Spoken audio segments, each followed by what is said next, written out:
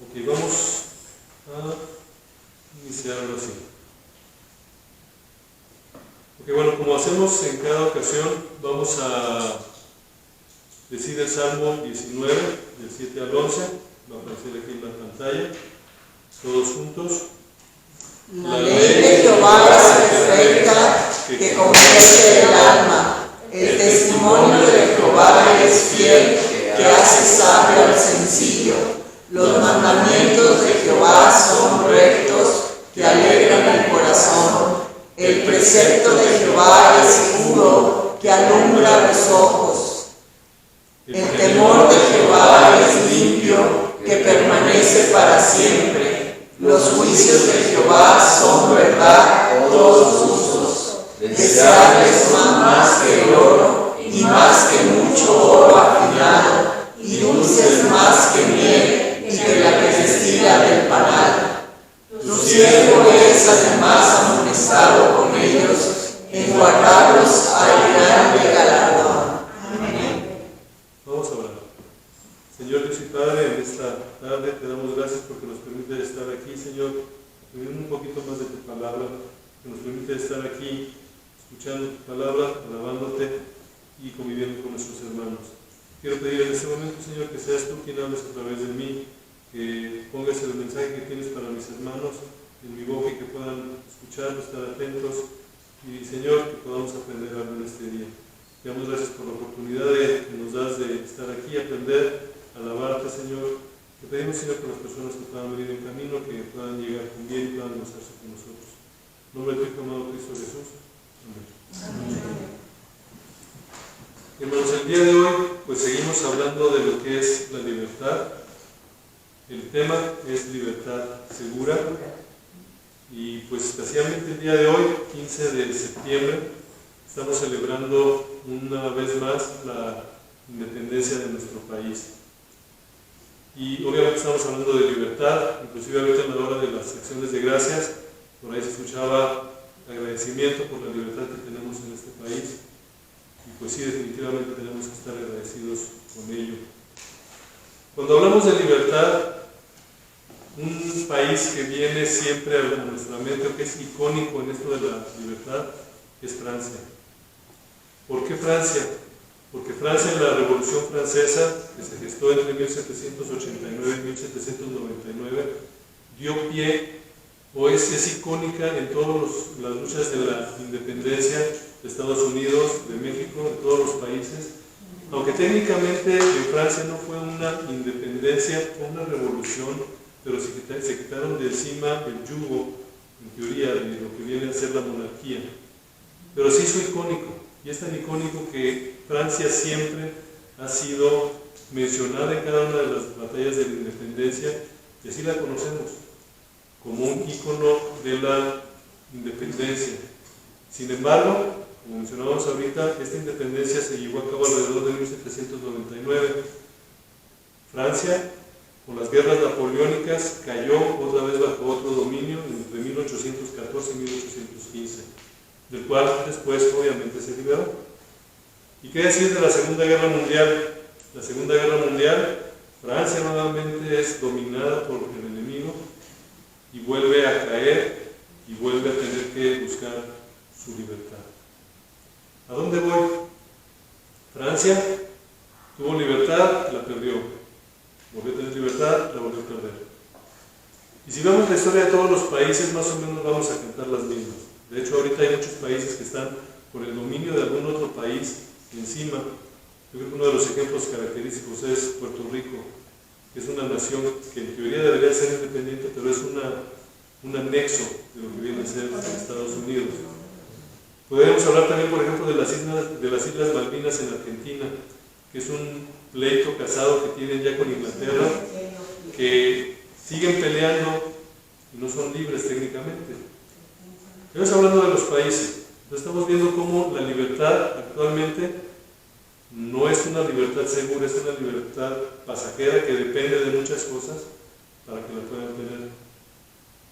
Entonces, vemos por ejemplo también en el ámbito personal.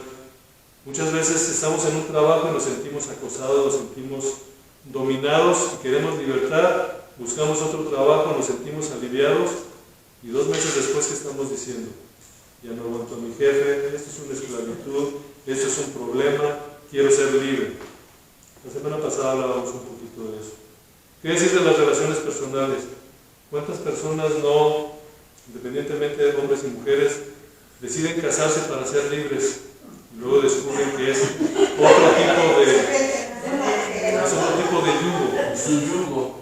Entonces, ¿qué es lo que está pasando? Si nos damos cuenta, el ser humano siempre está buscando la libertad y de repente cae en otra situación y cambiamos de parecer. Iba a ser el ser humano después de todo, cambiamos de parecer a cada ratito.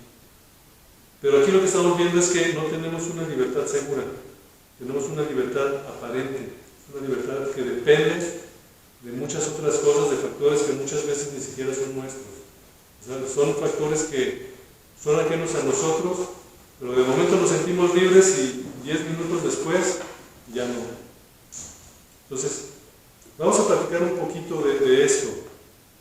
Bueno, en ese mes de septiembre hemos tenido predicaciones en relación a la libertad, obviamente por motivo de mes a la patria. El 1 de septiembre, primer domingo, el hermano Edgar predicó sobre la verdadera libertad. Se basó en Hebreos 10, del 19 al 23, ¿se acuerdan por ahí? Y nos hizo ver que la verdadera libertad es esta que tenemos en Cristo. Nos hizo ver que la libertad real es esa que tenemos nosotros en Cristo. Y es algo que nosotros tenemos que tener en cuenta cuando hablamos de lo que es la libertad.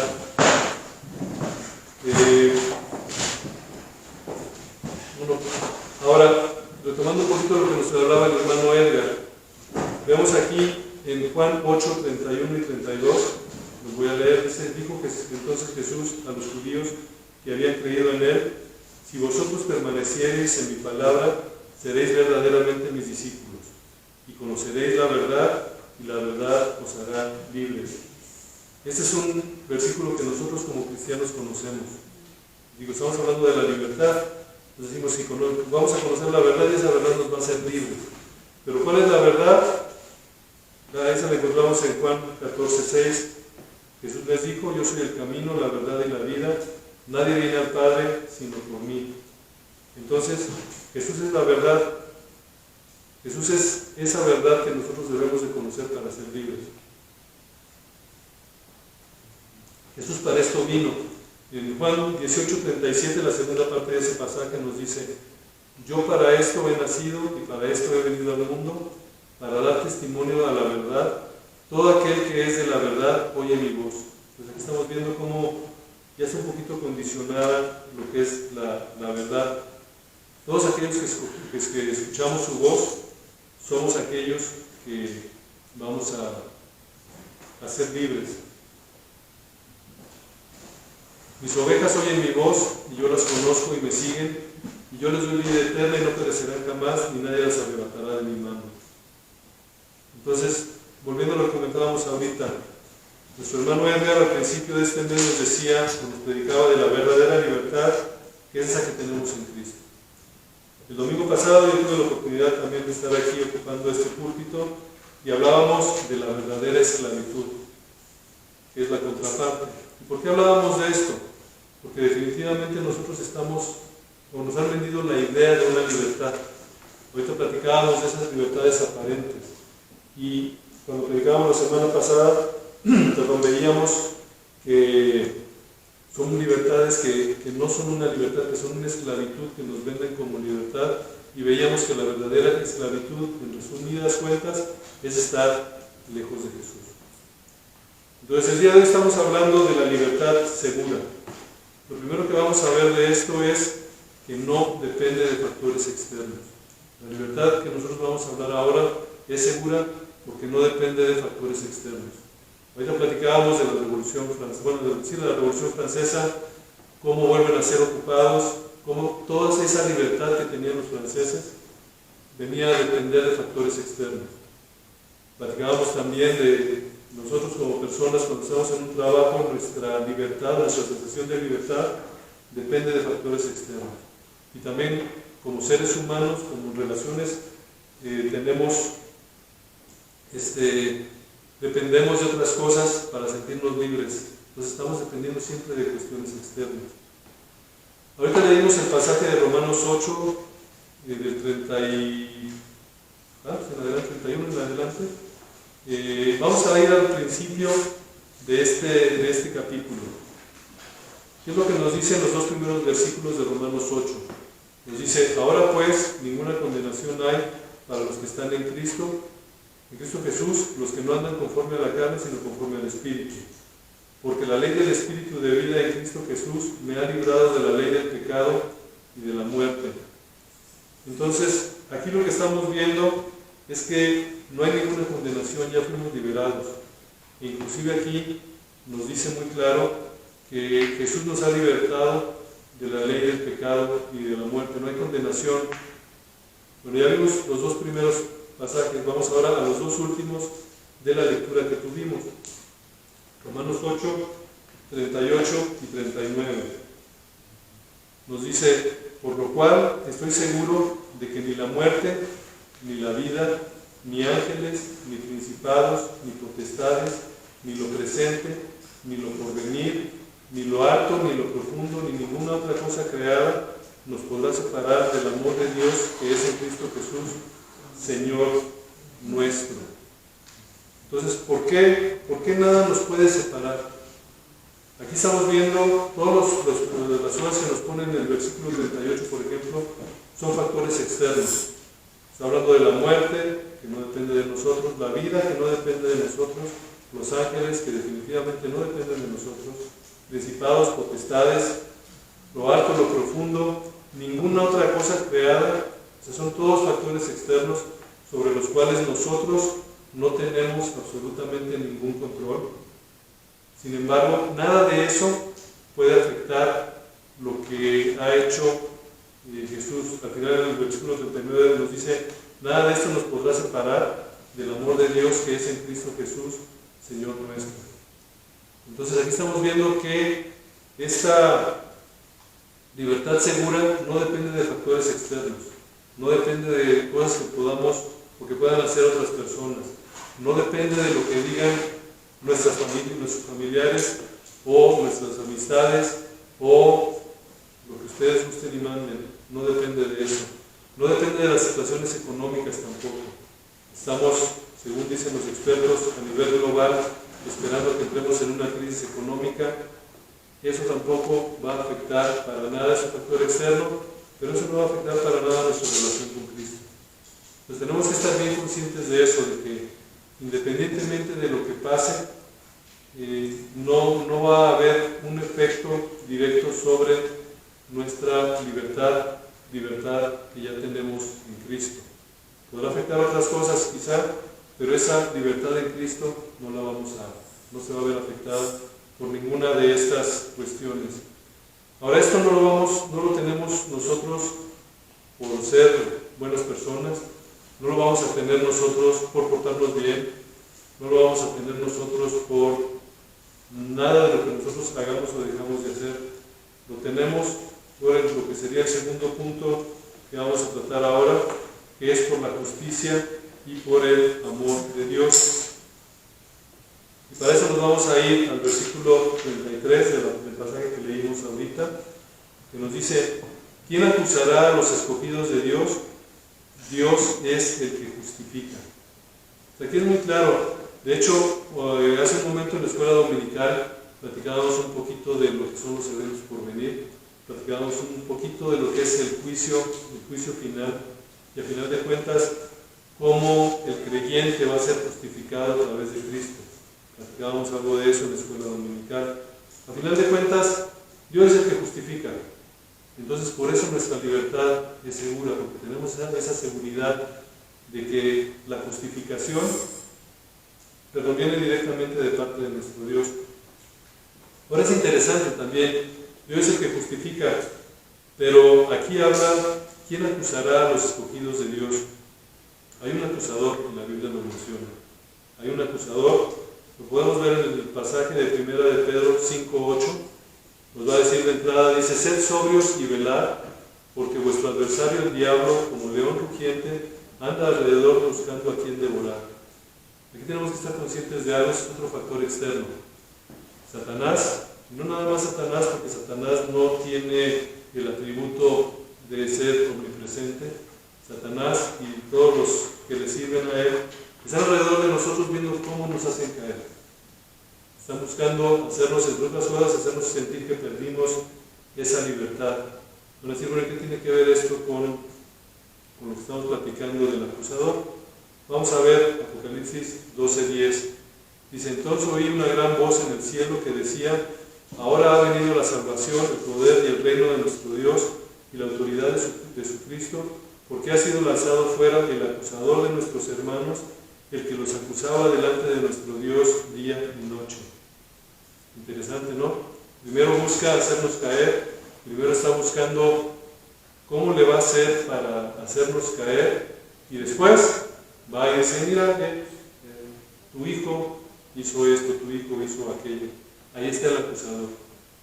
Entonces tenemos esa situación ahí. Otra vez, son cuestiones externas, es algo que de alguna manera no podemos controlar.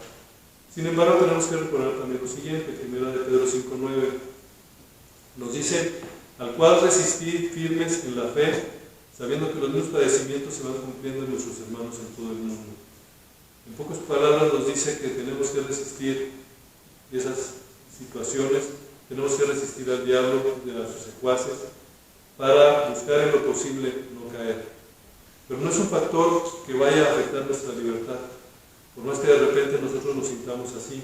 Muchas veces nosotros nos sentimos que hemos caído, que hemos fallado, cuando realmente no es así. Es algo que Jesús está buscando hacernos tener presentes, que tenemos que resistir y la libertad ya la tenemos asegurada. Volviendo al pasaje, en el versículo 34 nos dice, ¿quién es el que condenará? Cristo es el que murió, más aún el que también resucitó, el que además está a la diestra de Dios, el que también intercede por nosotros. ¿Quién nos separará del amor de Cristo? Tribulación, o angustia, o persecución, o hambre, o desnudez, o espada. Entonces, hemos sido ya justificados. Tenemos a nuestro intercesor, que aquí habla bastante claro, que es el mismo Jesús. Noten, por ejemplo, el versículo 35, nos dice, ¿quién nos separará del amor de Cristo? Es la misma pregunta que nos hacen en el versículo 39. ¿Quién nos va a separar del amor de Cristo? O sea, no hay posibilidad de que nos separen de su amor, porque Él es nuestro intercesor.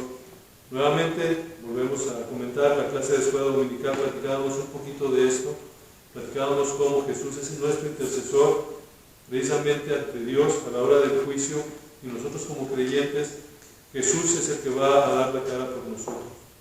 Entonces, por eso nuestra libertad es segura.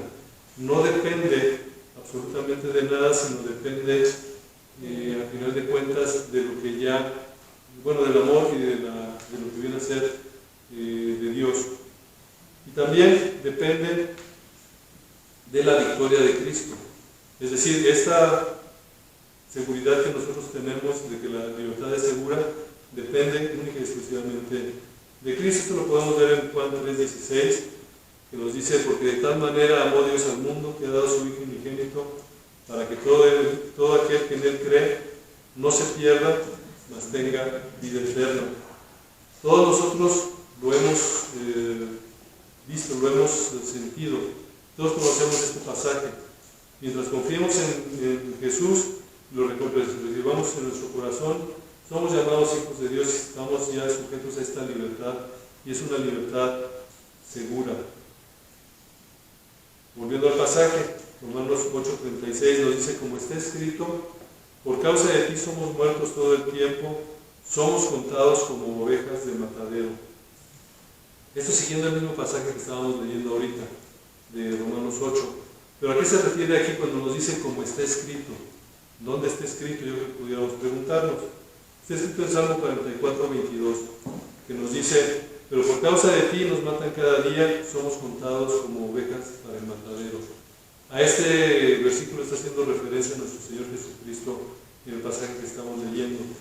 Ahora tenemos que ver de qué habla el pasaje. en un contexto así muy general.